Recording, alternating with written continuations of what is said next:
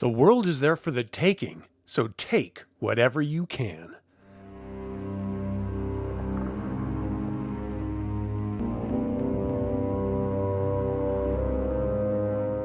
Welcome to Eviliv3, a celebration of my favorite tabletop role-playing games. This is a sister channel to Eviliv. Subscribe if you're new to the channel, because today we are continuing our In Nomine series with this episode, Superiors, Valefor, Prince of Theft. Valefor is a Calebite, thin and suave, with an unusual sense of style for his band. Valefor delights in the conflicts between those who have and those who want. He personally liberated the true prophecies of Nostradamus from Yves's library. In fact, he has personally stolen everything from the sealant for the Spanish Armada's gunpowder barrels to Tesla's electrotherapy cure for cancer. But better than the personal sleight of theft is what it does to humanity. A little theft is often the door to far greater sins. And since Nibus has been promoting thieves through the media as heroes like Robin Hood and Dillinger, well, it's a great time to be a prince of theft. While Lucifer promoted Valefor to prince, it doesn't sit quite well for the more austere princes in hell.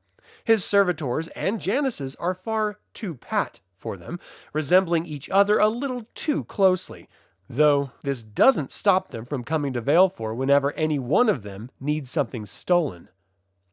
Dissonance is what you earn by acting against your resonance, or nature. You can earn dissonance by acting against your prince's word as well. For servitors of Valefor, it is dissonant to stay in the same locale for more than 3 days. This is to keep you from being recognized. It's also dissonant to recognize society's rules of ownership and personal space. It's important to note that a locale can be interpreted as districts of a city rather than the city itself. Attunements are supernatural powers granted by your superior. There are band attunements, granted free or at a cost, though some are restricted. Valefor's demons are attuned for motion, nearly all of them preferring speed, dexterity, and cleverness over raw power. Balsarath's attunement is restricted. They add the number of celestial forces to their target number of their resonance rolls. Jinn's attunement is also restricted.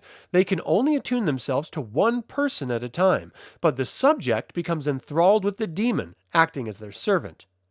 Calibum may add the number of ethereal forces to any roll involving breaking locks, opening doors, or freeing themselves from corporeal restraint.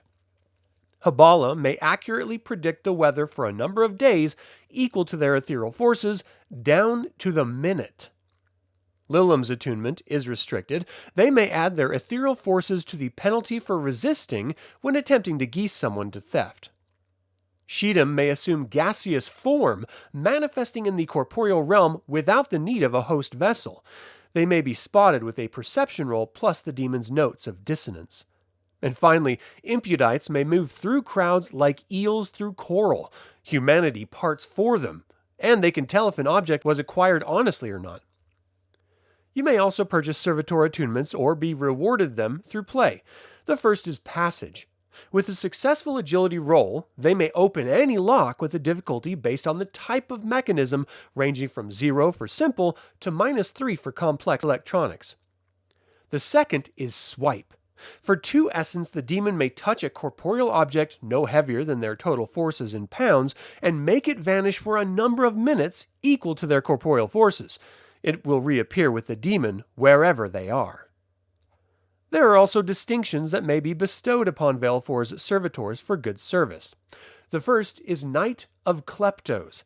They can communicate among themselves clearly and quickly in human speech, but through silent gestures. The next is Captain of Corsairs. They always know if they're watched, listened to, or spied upon. And the last is Baron of Buccaneers.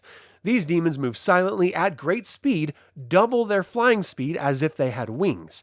They may add 4 to their running skill before a roll, or to the check digit of successful running roll. As mentioned before, the more austere demons are a bit curious about Valefor, but that doesn't stop them from using his services. Valefor is allied with Andraelphus. He is associated with Cobal, Malphas, Nibus, and Vapula. He is hostile to Baal and Hagenti, and the enemy of Asmodeus and Kronos. There are a couple rites that Valefor offers his servitors in order to gain essence. The first is to spend an hour in 80 plus miles per hour winds. The second is to steal more than $200 worth of material goods. Servitors of Valefor have a fair-based chance of invoking him of 3, but there are modifiers which may be leveraged in order to increase their success. They can steal a newspaper, fan out $10, $20 bills, have a valuable painting, have a Ming vase, hold an ancient relic, or even possess a lost Monet. As you can see, Valefor is the perfect superior for a heist-style game, or if you want to incorporate elements of theft in different portions of your campaign. I would highly recommend including him in your next In Nomine game. Thank you for watching today's In Nomine episode. Subscribe and ring the bell if you're new to the channel. Don't forget to click the like button and comment to let others learn about this award-winning role-playing game and this channel. And as always, remember that evil spelled backwards is live. So get out there and be evil.